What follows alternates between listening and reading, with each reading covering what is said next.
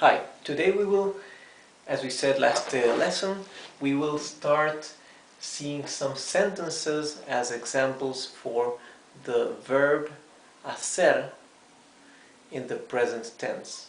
Hacer, we've seen, means to do or to make. It makes things easier for us because verb hacer means both to make or to do, so we don't have to think which verb we need to use, right? So verb hacer is almost regular, we've seen, for the present tense. The only irregularity is in one single letter in the first person, right? For I, yo hago. This is the only irregularity, right? We change the C from the root of the verb for this G here.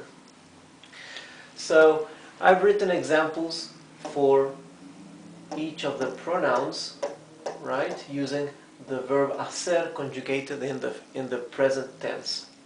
Remember that in Spanish, since the person or pronoun is always implicit in the conjugation of the verb, we can always omit the person, right, the subject. So we can actually say or omit I or you or he or we or you plural, they. Here I've written one example for vosotros and one example for ustedes. Remember that vosotros and ustedes means exactly the same thing. That is you plural, with the difference that vosotros is used in Spain and ustedes is used in Latin America, right? But it means exactly the same and they're both accepted and correct. Of course, the conjugation is different, right? Hacéis and hacen. So let's begin. Yo hago arroz. Arroz means rice, as I've written here in green, rice. Yo hago arroz. Remember, the double R means you pronounce it R, the hard R. When we say yo hago arroz, we mean I am making rice, or I make rice. We can say I cook rice. In Spanish you can say yo preparo arroz or yo cocino arroz. That would be I prepare rice or I cook rice. But it's also correct to say yo hago arroz. I make rice. Tú haces trampas. Tú haces trampas. Trampas is a plural for trap, right? When we prepare a trap for somebody. But when we say to make trampas or hacer trampas, it means to cheat. So, tú haces trampas means you cheat or you are cheating. Él hace trizas el papel. Él hace trizas el papel. Papel means paper. Trizas means shatters. But when you say hacer trizas means to shatter or to destroy something. If we are talking about the paper, it means to tear the paper. So here we are saying he tears the paper, or he is tearing the paper. Él hace trizas el papel. Literally it would be he shatters the paper. Nosotros hacemos bien las cosas.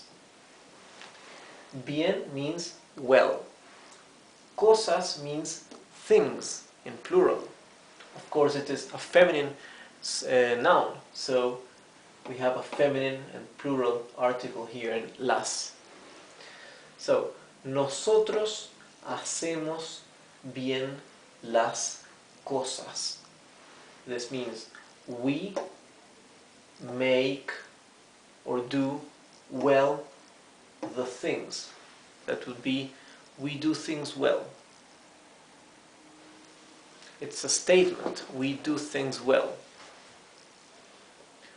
Vosotros hacéis vuestra tarea.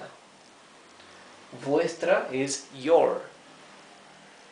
Tarea is task, as it's written here in green, task. Since tarea is a feminine noun, vuestra is here ending in an A, because it's also feminine, right? Vosotros hacéis vuestra tarea. You make or do your tasks or your homework. So this would be, you are doing your homework or your task, or you do your homework. Ustedes hacen lío en todas partes. Lío is mess, to make a mess. Todas partes means everywhere. Actually, you can see it as two words. Todas means all, partes means parts. Literally would be all the parts or all parts. But when you say todas partes, as a phrase together, it means everywhere. So, ustedes hacen lío en todas partes. You make a mess everywhere. En todas partes. This would be, en todas partes would be everywhere, right? Would be the three words together. Ellos hacen las paces. The word paces is a plural word. It comes from the singular word paz, here. P-A-Z, right? P-A-Z. That means peace, right? Peace. In English, you don't use the plural of the word peace. You don't say pieces, right?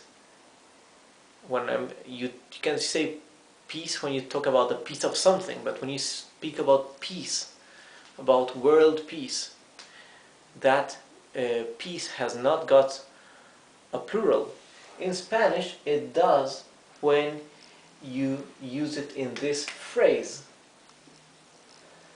Hacer las paces means to make peace, right?